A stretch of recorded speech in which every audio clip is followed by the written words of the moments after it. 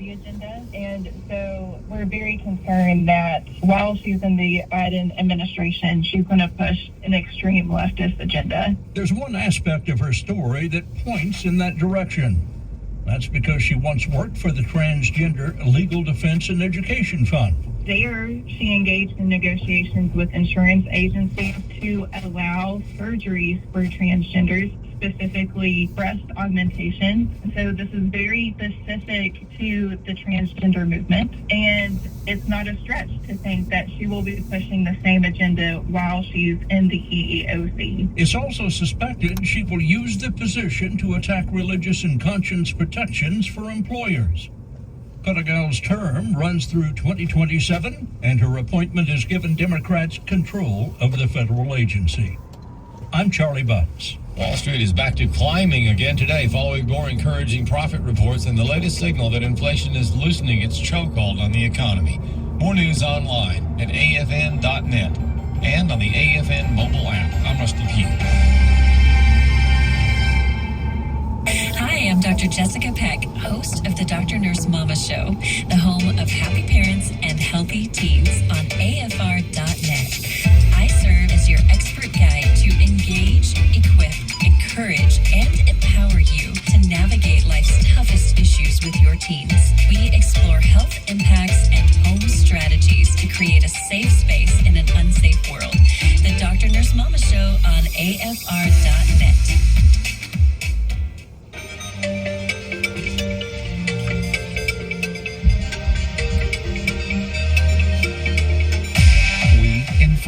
Religious freedom is about people of faith being able to live out their faith, live out their convictions, no matter where they are. We equip. This is a battle of worldview. And we activate. We also rejoice in our sufferings because we know that suffering produces perseverance, perseverance, character, and character, hope. This is At the Core on American Family Radio. Welcome to The Core. This is our Friday edition of the program. You know, I've got to just admit, this was your lucky week because not only did you get me on Monday, even though it was a re-air, you had Rick on Tuesday, unfortunately, and then you had me on Wednesday, Thursday, and now on Friday. Lucky you. For those who know mine and Rick's relationship, they know I'm completely joking, and Rick and I are close enough to where we can insult each other and we don't get our feelings hurt. Hey, on a serious note, glad to have you with us on this Friday edition of the program. We're going to have a couple special guests on the program as we do most days, and especially on Fridays. We're going to have on Lindsey Beckham with Mississippi Moms for Liberty here in a little while in the second segment. And then in the last segment, we typically have Chris Woodward on. We're going to bring in Debbie Wuthnow in studio. She is over the iVoter Guide division, which is a division of AFA Action, and I work closely with them and with Debbie and her team. So we've got a great product in iVoter Guide, and we want you to utilize it. We want all voters to utilize the iVoterGuide.com to learn how you should vote. Learn where the candidates stand. We do all the work. We literally do everything, and we provide you all the information to make an informed decision at the ballot box. You can print off your sample ballot along with the ratings of each candidate on the ballot. Carry it with you to vote.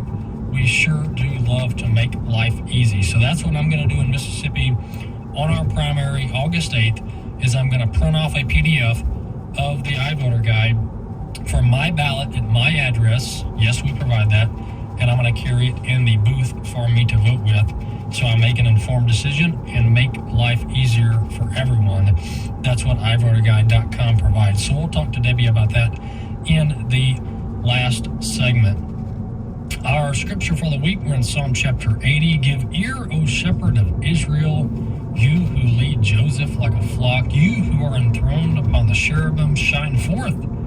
Verse 1 says, before Ephraim and Benjamin and Messiah, stir up your might and come to save us. Restore us, O God. Verse 3 says, let your face shine that we may be saved. That's Psalm chapter 80, verses 1 through 3. In September, I'm going to be in Jackson, Mississippi, The event is called An Evening with AFA. It's our first time to do this event type, this structure, and this agenda. I think you're going to like it. Tuesday, September 12th in Jackson, Mississippi. If you want to register, of which you do need to register, if you're going to come, go to afa.net/events, afa.net/events. Once again, that's An Evening with AFA. I'll be there, myself, Walker Wildman, I'll be there. My brother Wesley will be there, and Debbie Withnow with the iVoter Guide, she'll be there as well. September 12th, Jackson, Mississippi.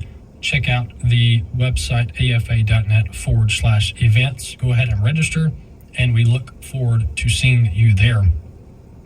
You know, one thing that's upcoming that we sure don't need to forget about, especially those who serve in Congress and have a job to do in Washington, D.C., when the Republicans struck the debt ceiling deal with the Biden administration and the Democrats, just not that long ago, a part of the deal that was lobbied or lauded as a victory for the Republicans was that part of the debt ceiling deal, part of the terms stated in summary, that if the Congress and the White House failed to pass and enact into law all 12 budget appropriation bills by September 30th, that the entire federal government will shrink. The budget will shrink by 1+%, which is not drastic, but it's something, right? Because when was the last time the government's budget shrunk? Never. Or at least it's been decades. So that was part of the debt ceiling deal. It was actually, I think in the grand scheme of things, it's probably, it was a good thing. I mean, it's nothing to cheer about, nothing to brag about, nothing to hang your hat on, but out of all the stuff that happens in Washington, D.C., it was one of the better things. So that's where we are, and that's what the Republicans lauded about. That's what they bragged about. They said, look, we got this great deal. We got to pass a budget, 12 appropriation bills. That's how the federal government works. So what we need to keep an eye on, and I'm tracking this now, and maybe we'll bring in some more specifics next week, but Republicans, I know they've dropped the ball before, but they do not need to let this opportunity go to waste.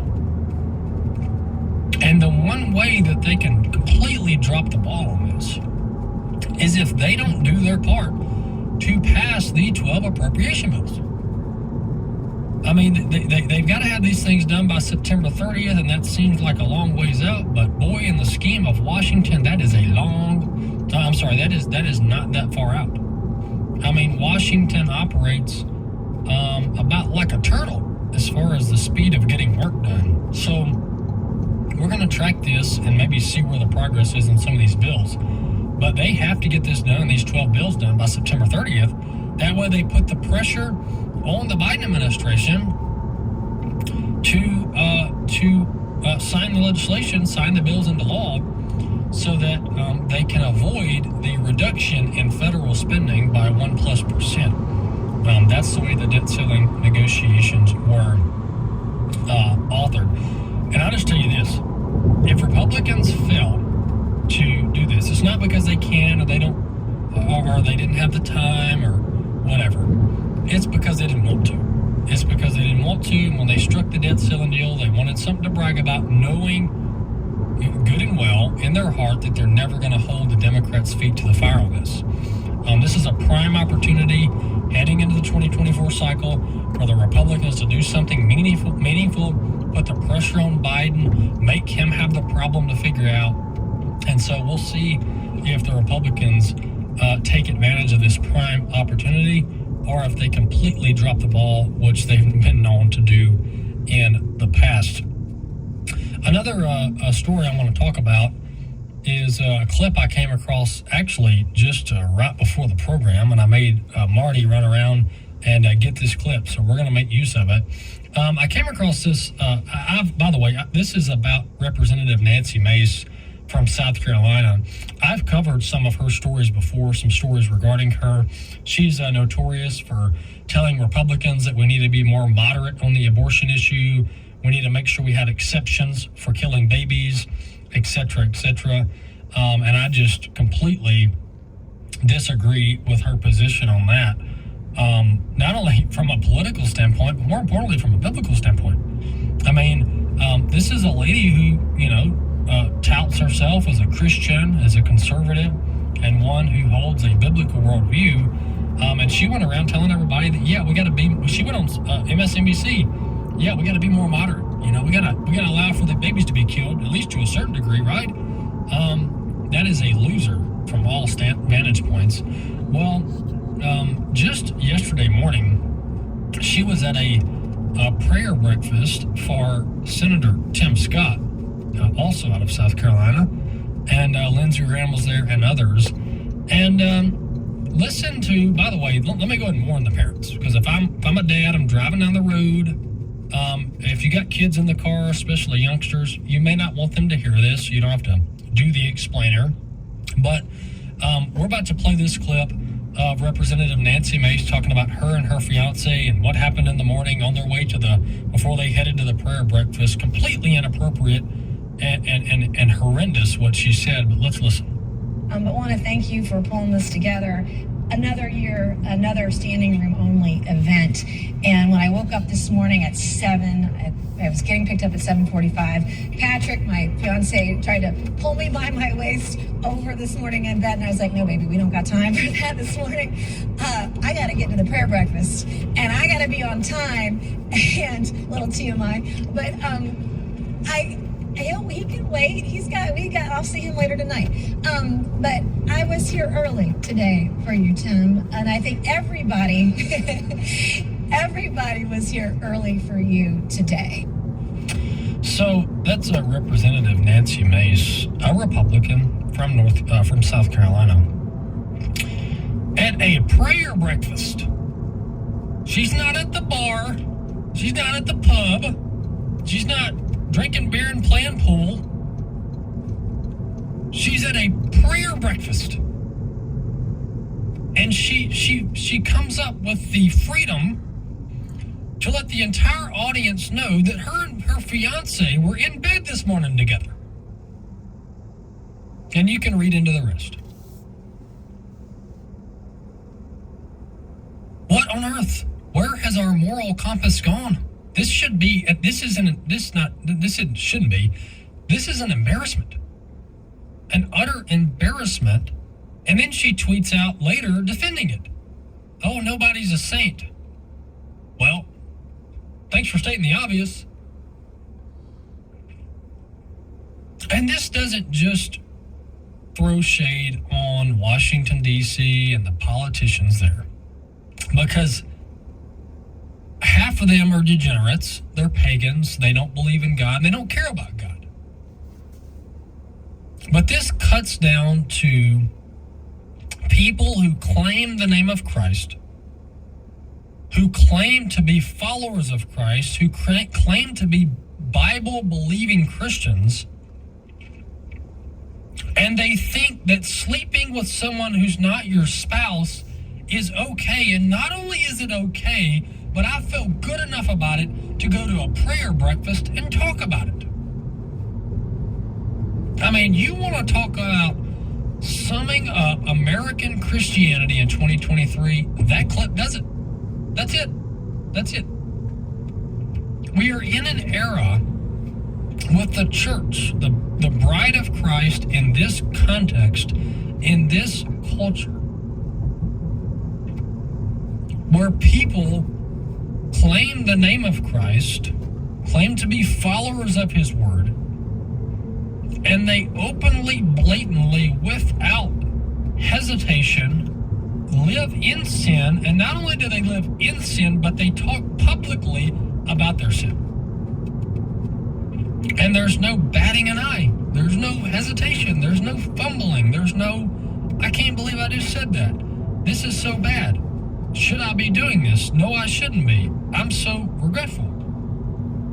No, she goes out defending it after the fact. And so this is where we are. This gives you a little snapshot of politicians and how they work. And this is why You cannot, and this weaves in well with our last segment that we're going to do today. This is why we just can't listen to the good things that people say and take their word for it. And this is not just applicable to politicians and elections, folks. This is applicable to life. As Christians, we've got to quit being naive. We've got to quit taking people's word for it. Because there's a lot of people out there that know how to say the right thing, but in reality, they are not true believers in what they're saying. What was it, Reagan, that said, trust but verify? I would just say this. How about we just verify?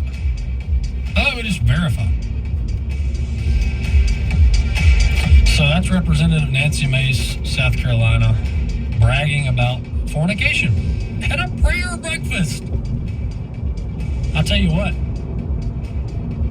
How can you not draw a conclusion that Senator Tim Scott's good with that? Let's invite Nancy Mace to the prayer breakfast. This looks terrible for his campaign. He should issue an apology and not have the representative back to one of his events for the foreseeable future. At the core, we'll be back in a few minutes.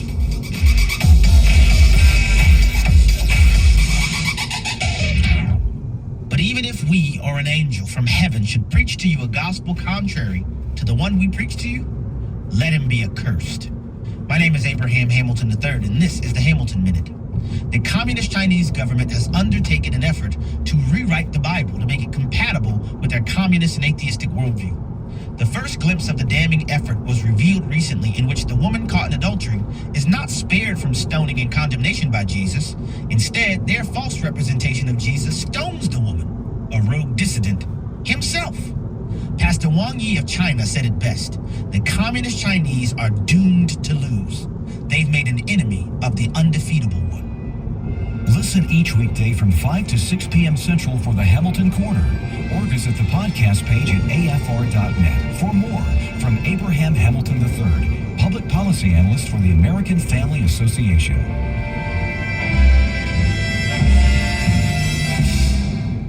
This is Raising Godly Girls Minute with Patty Garibay of American Heritage Girls. I don't get what the big deal is, Mom. My attitude at dance class has nothing to do with stuff here at home. If your older girl is pushing back lately, slow the conversation's momentum and focus in on the idea of an integrated faith life.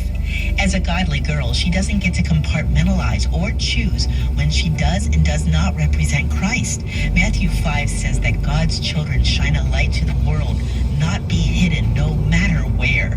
So as she grows and matures in the home, that will radiate to every area of her life forward. If she's overwhelmed, gently remind your girl that the Lord is grace-filled towards us as we grow, and He will equip her to live out her faith well in every area. We are all called to raise up the next generation of Christian leaders. You can learn more about empowering girls through the love of God at raisinggodlygirls.com. Hey friends, it's Jessica Peck, Dr. Nurse Mama, as your 1-minute parenting coach. There is a disconnect between what we as parents want the world to look like for our teens and what it actually looks like. If we want to influence our teens' worldview, we need to view the world through the lens of the realities teens are facing. The truth is, we need new social skills to parent effectively in a social media, social distancing, and social justice kind of world. We can't argue our way into right relationship or lecture our way to leverage behavioral change. So where do you start? Build a relational bridge through listening. Be quick to listen, slow to speak, and slow to become angry. I'll see you on the Dr. Nurse Mama podcast here on American Family Radio. At the Core podcast are available at afr.net. Now, back to At the Core on American Family Radio. Welcome back to the program. This is our Friday edition of The Core. Glad to have you with us. Hey, if you want to watch watch the program, you can go to streaming.afa.net, streaming.afa.net, and check out the core video there. Also, previous programs, and tons of other content, video content there at streaming.afa.net. And of course, we would love for you to subscribe to At the Core Podcast wherever you listen to podcasts. Just go to the show page, wherever you listen to podcasts, click the subscribe button, and you can listen to the program at your convenience whenever you choose, and get all the great content that we hope to offer here on the program. I do want to introduce our next guest, Lindsay Beckham. She's with Mississippi Moms for Liberty and is on the front lines of America's war for the family and for faith and freedom. Lindsay, welcome to the program. Yes, thank you so much for having me. Well, Lindsay, tell us, you're out of Mississippi, of course, my stomping grounds and the Magnolia State, but you're working with Mississippi Moms for Liberty and some of their chapters in Mississippi. Tell us how on earth you got involved with Moms for Liberty. Well, actually, I got involved first with Mississippi Parents for Vaccine Rights back in 2007. I had twins in December of 2016, boy-girl twins, and my son was actually vaccinated